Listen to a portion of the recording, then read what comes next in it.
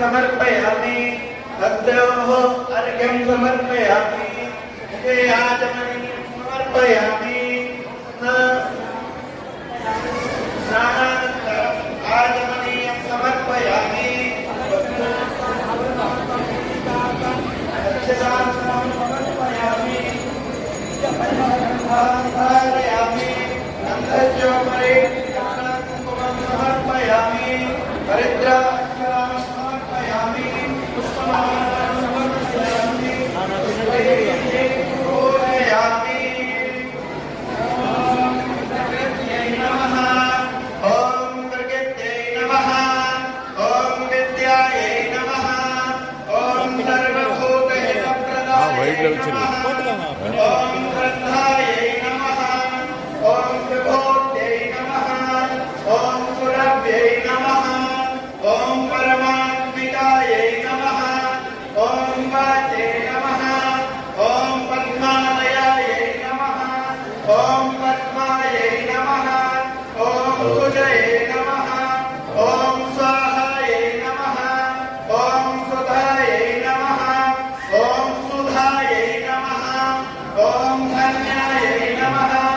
ॐ हिरण्मयै नमः ॐ लक्ष्म्यै नमः ॐ नित्यपुष्टायै नमः ॐ विभावर्यै नमः ॐ आदित्यै नमः ॐ नित्यै नमः ॐ दीप्तायै नमः ॐ वसुधायै नमः ॐ वसुधारिण्यै नमः ॐ कमलायै नमः ॐ कान्तायै नमः ॐ कामाक्षै नमः ॐ क्षीरोदसम्भवायै नमः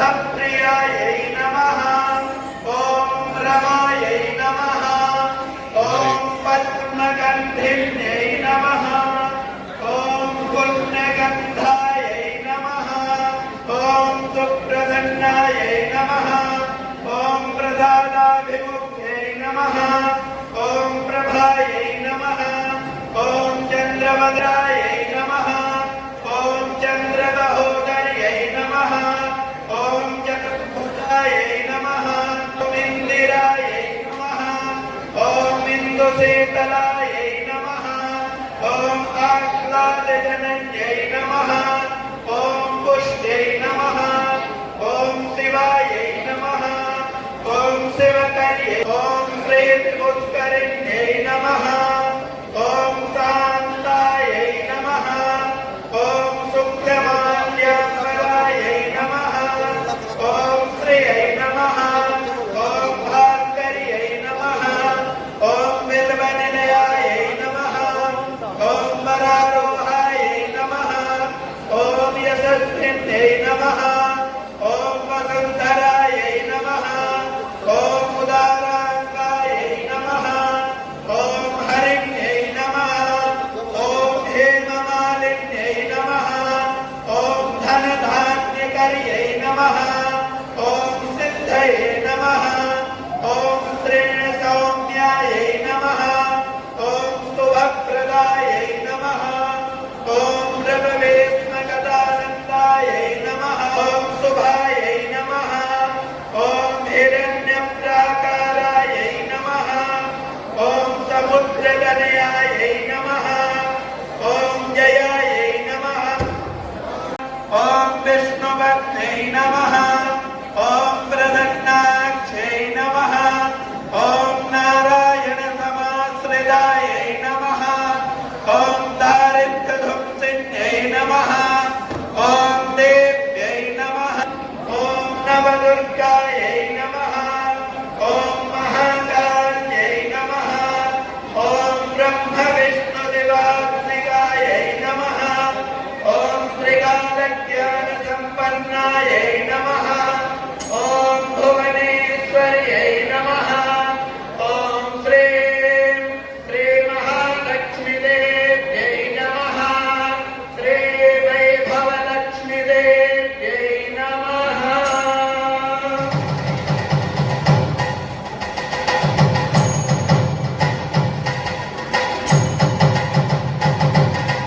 तन्त्रगमनाहरम् आग्रह्यत्तरवदेवानां भोगोऽयं प्रतिगृह्यताम् धूपमाघ्रापयामि साज्यज्यवक्त्रयुक्तं बन्धिनायोजितं मया गृहाणमङ्गलं दीपं त्रैलोक्यतिमिरापहम् प्रत्यक्षदीपं दर्शयामि धूपदीपानन्तरम् आचमनीयं समर्पयामि ॐ भूर्भुवस्वः चरित्रेभ्यो ददाति प्रियं ददानामृतत्वमाय भजन्ति भक्त्याभिलाभिदद्रौ महादेव्यै च विद्महे विष्णुपत्न्यै च धीमहि तन्नो लक्ष्मी प्रचोदयात्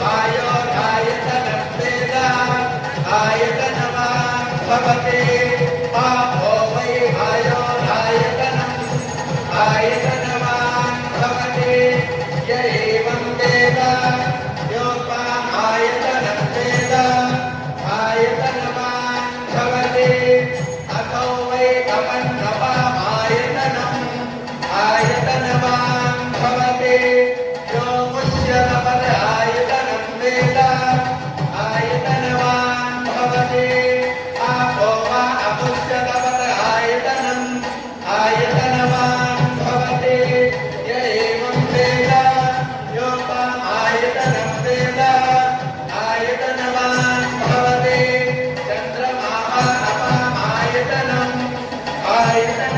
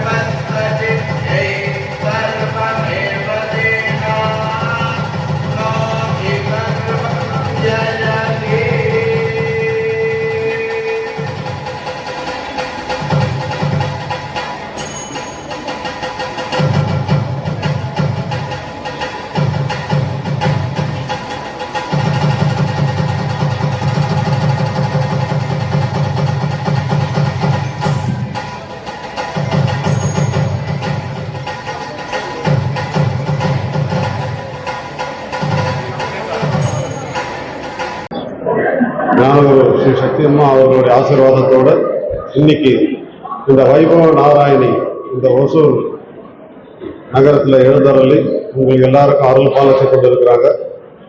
இது அம்மா நம்மளுக்கு கொடுத்த ஒரு பெரிய வரப்பிரசாதம்.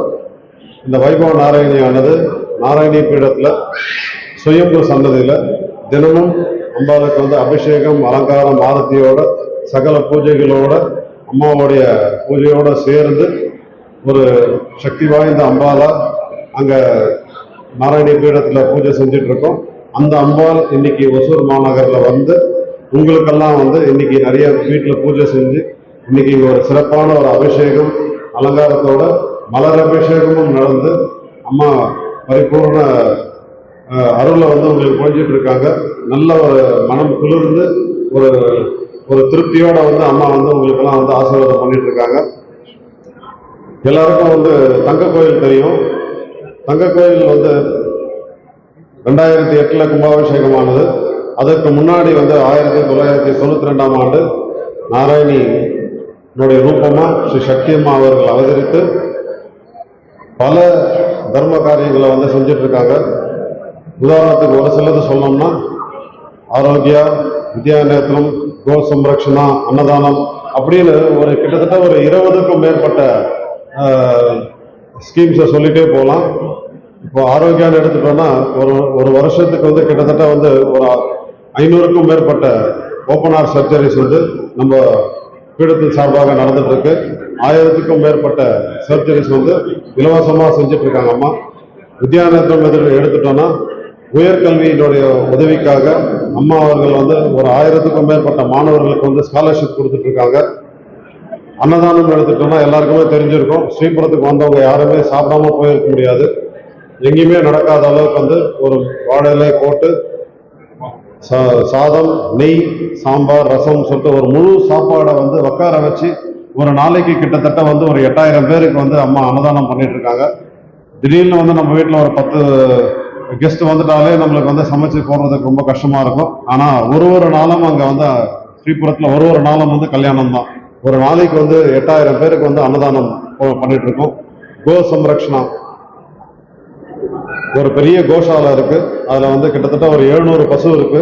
அதுல பாதிக்கும் மேற்பட்ட பசு நம்ம ஜனங்க வேணான்னு வித்துட்ட பசுவை நாங்க வாங்கிட்டு பாதுகாத்துட்டு வரோம். அது மட்டும் இல்லாம ஒரு 15க்கும் மேற்பட்ட வகையில நம்ம நாட்டு பசுகளை அங்க பராமரிச்சுட்டு வரோம். அந்த மாதிரி அம்மாவுடைய சேவைகளை சொல்லிட்டு போனா ஒரு பெரிய நீண்ட ஒரு இதுவே போயிட்டு இருக்கும். அதனால அதனுடைய ஒரு அங்கமா இந்த பக்த சபா அப்படின்ற ஒரு இந்த சேவை அமைப்பை அம்மா உருவாக்கி 900த்துக்கு கணக்கான பக்தர்கள் அந்த பக்த சபாவில் சேவை செஞ்சுட்டு இருக்காங்க. இன்னைக்கு இந்த ஒசூர் மாநகரில் நடந்த இந்த பூஜையினுடைய பலனா நீங்கள்லாம் கூட அந்த பக்த சபாவில் சேர்ந்து அம்பாளுக்கு சேவை செய்யணும். அதாவது பக்தி, எல்லாருமே பக்தியை நினைச்சிட்டு இருக்கிறது என்னன்னா கோயிலுக்கு போயிட்டு நம்மள ஒரு பெரிய லிஸ்ட், நாங்கள் நல்லா என் கணவன் நல்லா சம்பாதிக்கணும், பையன் நல்லா படிக்கணும், அந்த மாதிரி ஒரு பெரிய லிஸ்டோட போகிறோம். அது கிடையாது பக்தி. இன்னைக்கு நீங்கள் பார்த்தீங்க பாருங்க, அதுதான் பக்தி. அம்பாள் கிட்ட போயிட்டு முதல்ல நம்ம சரணடைஞ்சிடணும். நம்ம அம்பாலோட சரணடைந்துட்டோம்னா அதுக்கப்புறம் வந்து அம்பாள் வந்து நம்மளை பார்த்துக்குவாங்க. சரிங்களா? இப்போ நாம நம்ம வாழ்க்கையை பார்க்கறதோட அம்பாள் கிட்ட சரணடைஞ்சிட்ட பிறகு அம்பாள் வந்து நம்மளுடைய வாழ்க்கையை பார்த்துக்கிறது அது ஒரு பரிபூர்ணமான ஒரு ரொம்ப திருப்தியான ஒரு சிறப்பான ஒரு வாழ்க்கையா இருக்கும். அந்த வகையில தான் நம்ம பக்தியினுடைய வெளிப்பாடா இன்னைக்கு வந்து இங்க அம்பாள் எழுந்தருளி அம்பாளுக்கு வந்து ஒரு சிறப்பான அபிஷேகம் அலங்காரம்லாம் நடந்தது. அதனுடைய ஒரு சிறப்பு அங்கமா வந்து நீங்கெல்லாம் வந்து பஜன்ஸ் பாடி அம்மாவுக்கு வந்து ரொம்ப திருப்தியை உண்டாக்கிட்டீங்க. உங்களுக்கெல்லாம் வந்து பீடத்து சார்பாக ஒரு பெரிய பாராட்டுதல். எல்லாம் ஒரு நல்ல ஒரு கரகோஷத்தை கொடுத்துருங்க அவங்களுக்கு. சரிங்களா? அம்மா வந்து ரொம்ப சிறப்பாக வந்து நாராயணியனுடைய பாட்டெல்லாம் ரொம்ப சிறப்பாக பாடினாங்க. சரிங்களா? உங்களுக்கும் பெரிய நமஸ்காரங்களம்மா. நம்மளுடைய பக்தியை வெளிப்படுத்தினாலே அது வந்து அம்பாளுக்கு வந்து நம்ம அன்பை செலுத்தினாலே அம்பாள் வந்து நம்மளை பார்த்துக்குவாங்க. அந்த வகையில தான் வந்து நம்மளுடைய சக்தி அம்மா அவர்கள் ஸ்ரீபுரத்தை உருவாக்கி மக்கள் வந்து எப்படி சேவை செய்யணும், எப்படி பக்தியோட இருக்கணும், இதெல்லாம் வந்து அங்கே வந்து அம்மாவுடைய பல டிஸ்கோர்ஸில் வந்து பல அருளுரைகளில் வந்து அம்மா சொல்லியிருக்காங்க. அந்த வகையில் வந்து இன்னைக்கு ஒரு சிறப்பான நாள். உங்களுக்கெல்லாம் வந்து வைபவ நாராயணி எழுந்தருளி இந்த இடத்துல வந்து இருக்காங்க. ஸ்ரீபுரத்தை பற்றி சொல்லணும்னா ஒரு ஷார்ட்டாக சொல்கிறேன் பாருங்க. உங்களுக்கெல்லாம் வந்து ஒரு பெரிய தங்க கோயில் அங்கே தெரியும். நீங்கள் உள்ள என்ட்ராகும் போது அங்கே வந்து ஒரு பெரிய விநாயகர் இருக்கார், வெள்ளி விநாயகர். 1700 கிலோ உலகத்திலே பெரிய விநாயகர் ஸ்ரீபுரத்தில் இருக்காரு. சரிங்களா? அது ஒரு விக்கிரகத்துக்கு கீழே வந்து அம்பாள் வந்து அம்மா வந்து ஒரு எந்திரத்தை பிரதிஷ்டை பண்ணியிருப்பாங்க. அந்த எந்திரத்துக்கு வந்து ஒரு பெரிய மகிமை உண்டு. என்னன்னா வந்து எந்திரம் அப்படின்னா வந்து அந்த எனர்ஜியை வந்து அந்த அம்பாளுக்கு வந்து கொடுக்குற ஒரு பெரிய இதுதான் வந்து அந்த எந்திரம். அந்த எந்திரம் வந்து சும்மா வந்து பிரதிஷ்டை பண்ணாம அம்மா வந்து அது பல நாட்கள் வந்து அந்த எந்திரத்துக்கு அம்மாவாலே எழுதப்பட்ட எந்திரம் தான். நம்ம கோயிலில் இருக்கிற ஒரு யந்திரமும் எந்திர பிரதிஷ்டை எல்லாமே வந்து அம்மாவே வரைஞ்ச ஒரு யந்திரம். அது மட்டும் இல்லாமல் அம்மா பூஜை செஞ்சு அதுக்கப்புறம் வந்து இந்த வேத பண்டிதர்கள்லாம் சேர்ந்து அதுக்கு பல நாட்கள் பூஜை செஞ்சு அது மட்டும் இல்லாமல் நம்ம பக்த சபாவும் வந்து அந்த யந்திரத்துக்கு பூஜை பண்ணி அப்படி பிரதிஷ்டை பண்ணப்பட்டது தான் ஒரு யந்திரமும். அந்த வகையில் வந்து விநாயகர் உள்ள என்ட்ராகும் போதே வந்து ஒரு வெள்ளி விநாயகர். அதுக்கப்புறம் வந்து உலகத்திலே வந்து ஒரு பெரிய நடராஜர் சிலை வந்து அந்த கோயிலும் சீக்கிரத்தில் வரப்போகிறது. ஒரு 23 அடி நடராஜர் 15 டன்ல வந்து அம்மா செஞ்சிருக்காங்க. நீங்க பாக்குறது உலகத்திலே ஒரு பெரிய தங்க கோயிலை உருவாக்கியிருக்காங்க.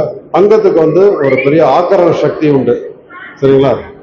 நம்ம ஜபிக்கிற எல்லா மந்திரமும் வந்து அந்த தங்கமானது கிரகிச்சு வச்சு வர பக்தர்களுக்கெல்லாம் வந்து அந்த அந்த சாநித்தியத்தை வந்து எல்லாருக்குமே வந்து அருள் பண்ணிட்டு இருக்காங்க. அந்த வகையில வந்து மகாலட்சுமிக்கு வந்து ஒரு பெரிய தங்க கோயிலை வந்து அம்மா உருவாக்கியிருக்காங்க.